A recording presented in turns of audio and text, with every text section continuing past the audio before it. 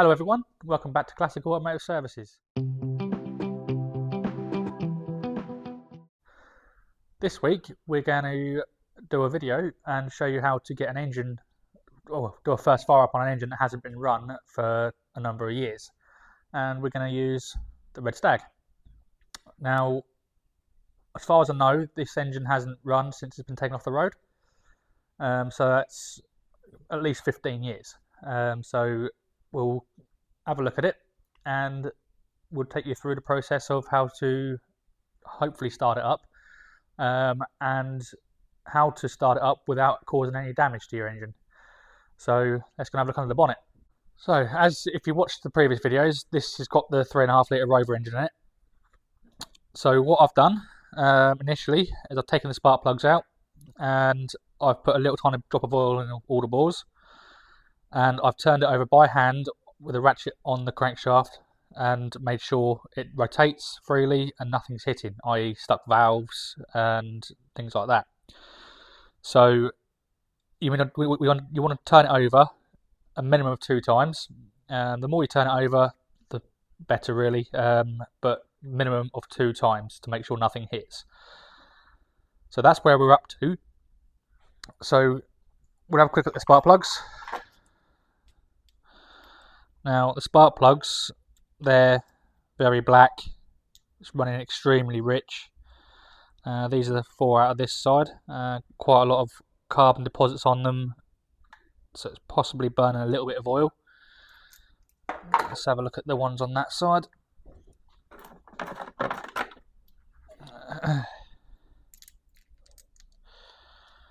Yeah, again, very black. That one is actually quite a little bit oily, so yeah, it's not the best start, but we'll clean them up in a minute and see what we can do. So the next stage I'm going to do is I'm going to check the oil level.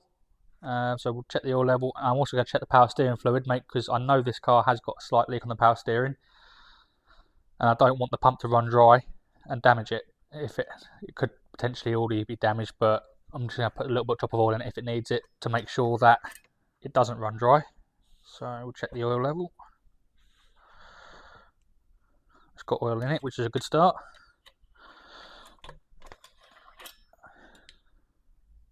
Yeah, it's got oil in it and it is a bit high.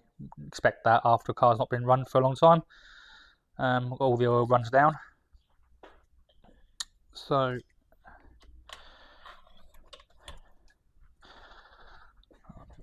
check the power steering.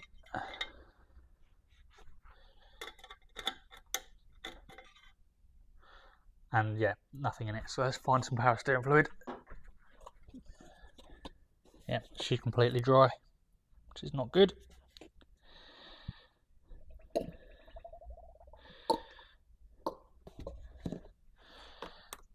Let's just have a look at that. There we go. It's got plenty in it now, so it's on the full mark. That'll just help prevent any damage to the pump. So this car has got electronic ignition on it, so hopefully that's working. We'll check that in a minute. The next stage, we're going to get power to the car and crank it over on starter motor. Well, sorry, no, I'm not. I'm going to disconnect the fuel line and cap it, because if the fuel pump runs and there's any old fuel in the tank, it's going to fill the car right up with old fuel, which I don't want. At the moment it's dry, so I'll quickly cap that off. Then we'll put power to it after get my car in with some jump leads, and we'll crank it over and see if we can get oil pressure up. So we'll do that now. I'll quickly cap the fuel line. Let's pull it off of, help it get the screwdriver in the slot from all the crud. Let's clean that out. There we go. We'll just pull the fuel line off.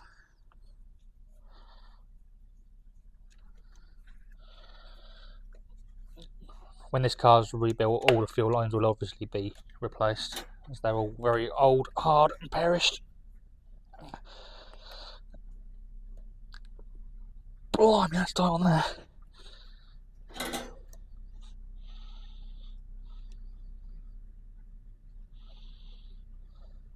So I'll do that a bit more.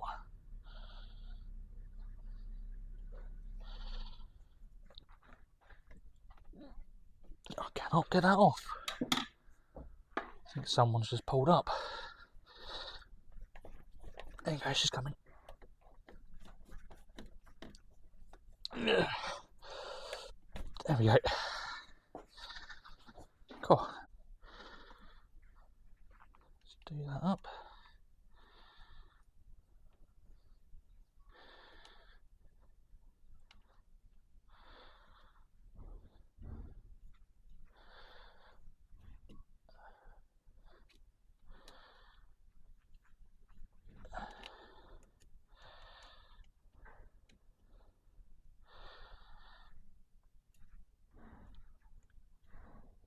There we go.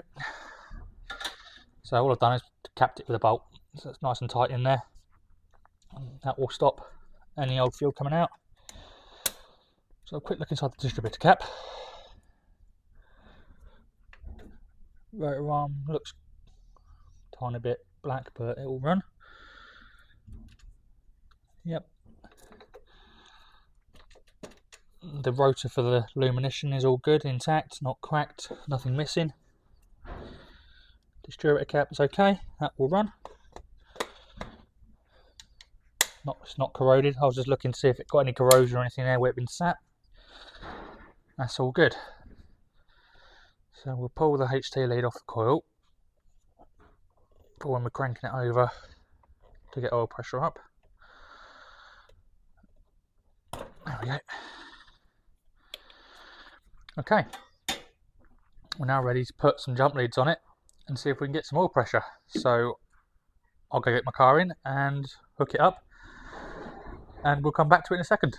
Right, hopefully you can hear us still. I've just got my car running with some power supply to it, as the battery on the car is completely knackered and I haven't got one I can put on it. So we've got my car with some jump leads hooked up to the battery leads on the car as the battery's been relocated to the boot. So we've got power as the boot light is on. So we'll see if it will now turn over. So like I've said, I've already turned it over by hand and made sure it's all good.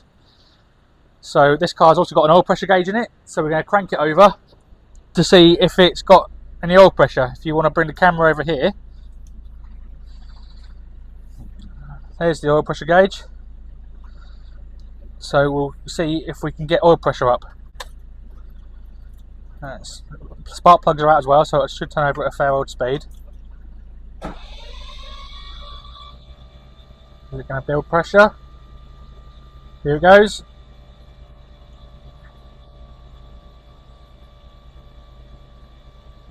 Yep, 30 psi. There we go. So we've got pressure. We've got oil pressure. So let's have a quick look, make sure it's not pushing any oil out.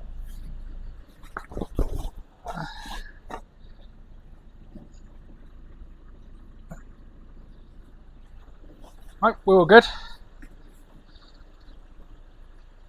So the next step is I'll quickly clean the spark plugs up. And we'll check we've got spark.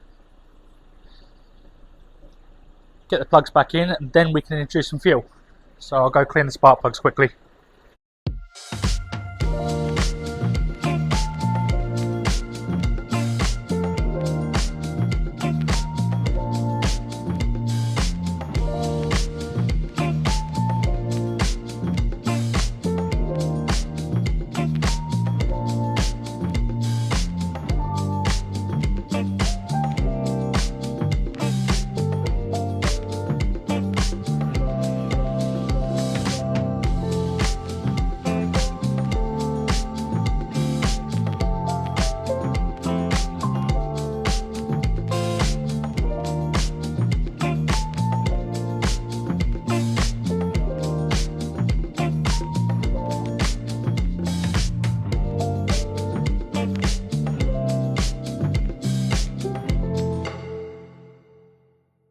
Alright, so we'll clean the spark plugs. Just give them a little bit of a wire wheel. As you can see, that one, for example, has got pitting on it, which again is not a good sign. It means the valve on that cylinder's been open. and moisture has been allowed to get in there. So we'll see what happens when we try and run it, when we try and get it to run. Alright, we'll check for a spark. Let's put the HDD back in. Hopefully we got one, otherwise this video is going to be cut very short, as it's probably the ignition system which is no good.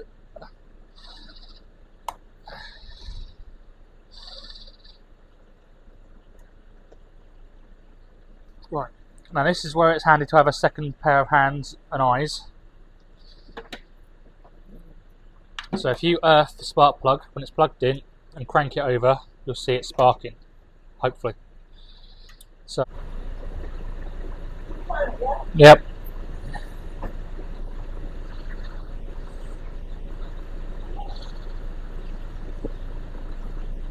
Yeah, turn it. Get off. Sparking. Jump out then. So we have a spark. So we'll get the plugs back in. And then we'll introduce some fuel. And that one.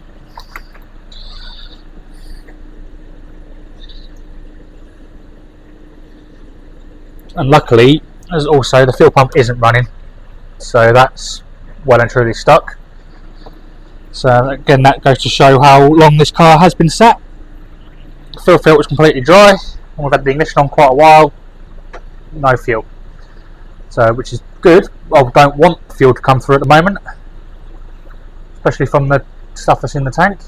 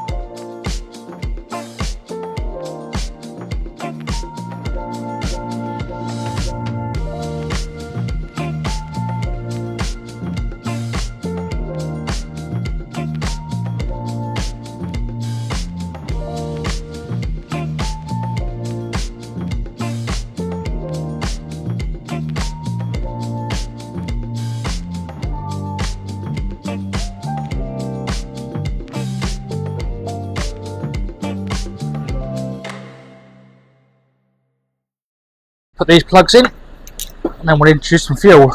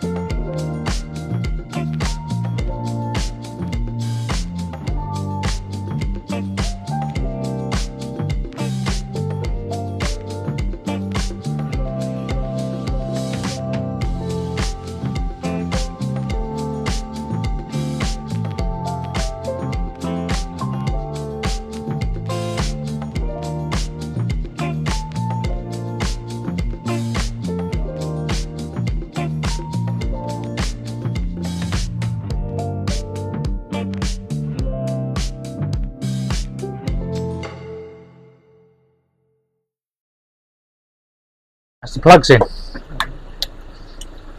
So at this point, we know we've got oil pressure, we know we've got a spark. Not worried about if it's got any coolant in it, it's not going to run for long enough to need it. We've disconnected the old fuel line from the tank.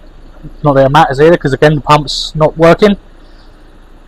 So we're now ready to introduce some fuel. I mean, you could do a compression check on the engine while the plugs are out. If you don't know anything about the engine, yep, well worth doing. But I'm just going to put some fuel in it and see if it actually runs. If it doesn't then run on 8 cylinders, when I start working actually on the car properly, I'll then start investigating why it's not on 8 cylinders. My bet would be corroded valve, for example, or corroded valve seat after seeing that spark plug. But we'll go from there. So we know it turns over freely, so we'll put some fuel in the carburetor and see if it will make any noise. So I'll get some fuel and a little funnel and we'll fill the carburetor up. So we've got some fresh high octane 99 octane fuel. We'll undo these. Now the carburetor is going to need rebuilding anyway, so I'm not worried about the settings on these. It's just an easy way to put some fuel in the float bowls without filling it up, slightly overflowing it basically. If I can get the thing undone. There we go.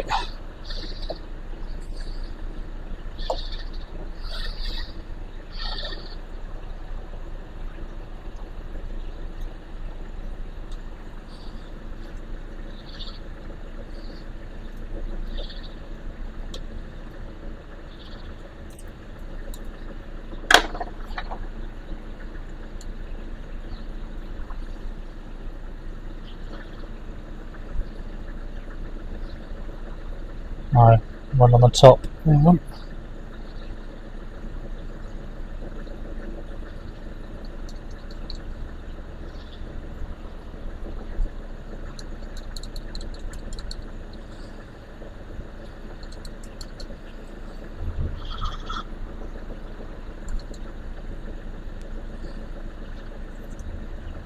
I say it's an easy way. Not when that's stuck. It's not. See if I can get it out.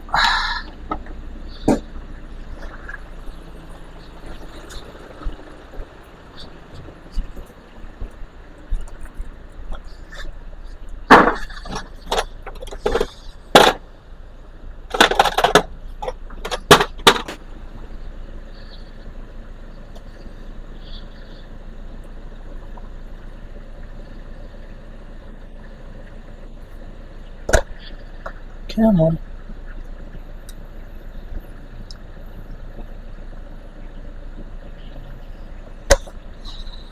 It's not going to work, but I think I can fill it up through there. Yes, I can. Right. Okay.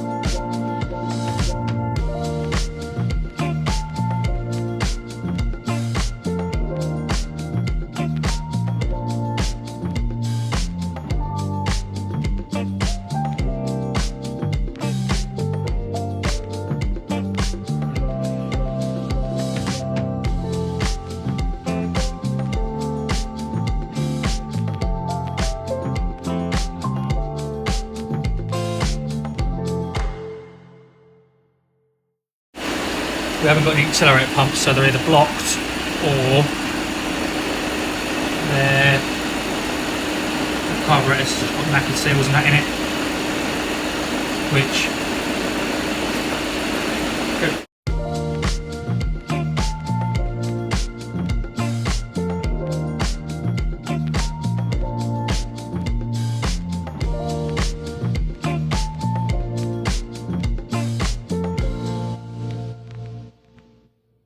I've got any excess, as we don't want any backfires.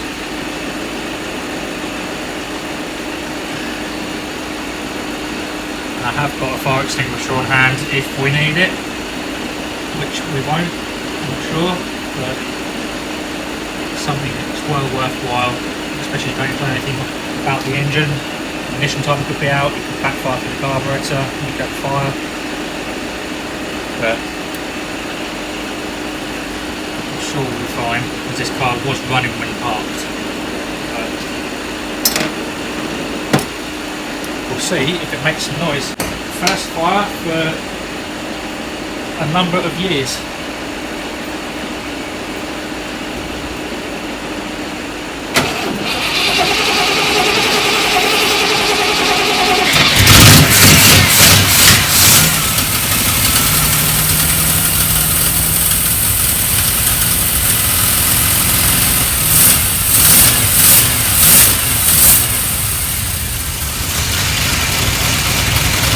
Even idles. Blimey.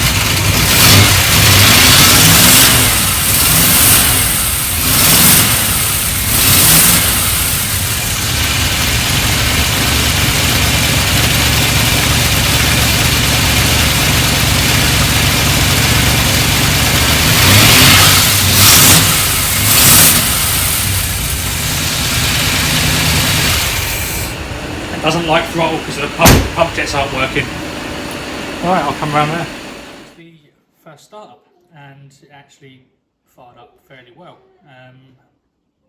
Wasn't running the best. I wasn't expecting it to. It was missing a little bit. Didn't want to respond to any form of throttle really at all, due to the pump jets not actually working, so it's just taking in lungfuls of air. So the carburetor, well, 100% going to need a rebuild to get that working correctly. But it did fire up. Not quite sure if it's on all 8 cylinders. It was 100% missing, but whether it was on 8 and just misfiring or not, don't know at the moment. That I will investigate that before we take the engine out. What next step I'll be doing on this is I'll rig up a fuel system to run it off of its own fuel and get some coolant in it and run it for longer and start doing some diagnosis work. Probably do a compression test on it before run it up again, make sure they're all good. Plus now it's been run and I'm going to get more accurate readings from the compression test, so we'll be able to start diagnosing potentially if there's any issues with it or if it's just running really poorly because the carburetor's knackered. But it did fire up. As you saw from the video, it chucked out a little bit of stuff out the engine bay. What would you expect when it's been sat for this long? The exhaust blowing like an absolute drain. We can see that on this side. It's all black and sooty. It's been blowing for quite a while by the look of it when it was parked. So that's pretty much where we're up to and how to get a engine to run again. So we'll just quickly recap what we've been through. So the initial thing we did was we took the spark plugs out, turned it over by hand, made sure there was nothing hitting. We then cranked it over on the starter motor and built oil pressure up. If you haven't got an oil pressure gauge in your car, most cars have a oil light, so crank it over till the oil light goes out. Lucky enough this has got a gauge in it, so we just built pressure and made it hold pressure for a little while. At that point we then cleaned the spark plugs, made a check for a spark. As this has got an electronic ignition kit, that's all we could do. If you haven't got an electronic ignition kit and you've got points condenser, obviously you can pop your distributor cap off, check you've got a spark there. If not, clean the points. If you still haven't got a spark, you can have to replace the points condenser, or you've possibly got a faulty coil, start diagnosing from there. then once we had a spark, we introduced fuel, some fresh fuel to it, and lo and behold, it fired up. So that's pretty much what you got to do to an engine to make it run when it's not been run for a long time. If you follow them steps, you're pretty much going to be okay and safe. If you've watched any of our previous videos, for example the Bristol, that's what happens when you don't follow this procedure. If you just kick the battery and try and start it, that's what can happen. It destroyed the top end of the engine, it put valves into pistons because they were sticky. So yeah, it's just not good if that happens. The whole top end of the engine ended up being rebuilt. I mean, if you've got stuck valves, you can pull the heads off and sort them out anyway. But yeah, so that is it for the main part of the video. Second part of the video, we just got to do we had a question on the Dolomite 1850 and TR7 engine blocks, which we'll quickly answer. So we'll go to the engine block and we'll show you. So here we've got my Dolomite Sprint engine block. This is a true Dolomite Sprint block. The castings are pretty much the same throughout, but you do have a late casting and an early casting. This is a late one, and that's the question we're going to ask. What is the difference? If you're building a performance engine, ideally you want a late block. The main difference is the size of the water jacket round the front cylinder. Not a lot of people know about it. I come across it by chance, and after sort of working it out, on the early engines, the water jacket on the front cylinder was nowhere near as big. So they suffered with the front piston getting too hot, and you get a lot more wear on the front piston than you do the rest of them. On the later ones, in the later engine blocks, they put a much larger waterway. This hole here is the same size, but inside it's all opened out around the piston a lot more. To tell the difference without having your head off, there isn't many ways other than possibly the engine number, if you've got an engine number, because they weren't all stamped. But the very, very late ones had a much bigger water drain here. This has been a Dolomite Sprint, a very, very late Dolomite Sprint block, so it's got a big water drain.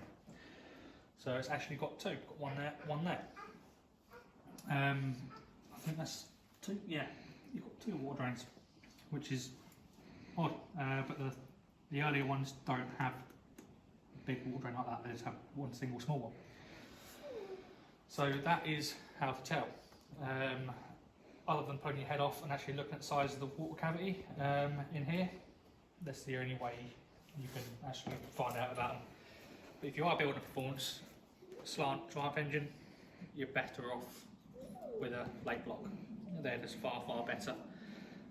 They cool better. It's a slightly better design. It's just an updated design, that's all it was. But like I said, it isn't that well known. So most people think they're all the same, and they're not. But that is pretty much the only difference. I'm not that clued up on the casting numbers. I don't know if any of these casting numbers will relate to late or early. I can do some research and find out. And if you do have an engine number, it will be, let me think where it is. I think they're very often stamped in here.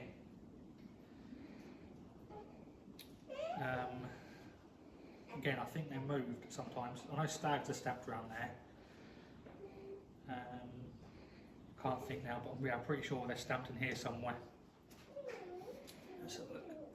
But again, like I said, they're not all stamped with an engine number. I've come across blocks which aren't stamped, whether that's factory or whether that was a replacement block at some point in the car's history, I don't know. The only people that know were British Leyland. But again, okay, so that is the difference, the size of the water jacket around the front cylinder. So we'll leave it there this week. Next week I am going to get onto the TR8 and start doing some metal work on that. Hopefully get the screen guys in to come and pull the windscreens out for me. I need to go and see them and talk to them and make sure they're okay to do it. So I'll probably go and see them Monday and see if we can get them booked in for later in the week to or possibly Tuesday if they're available, to come pull the screens out. So please like and subscribe, and we'll see you next week.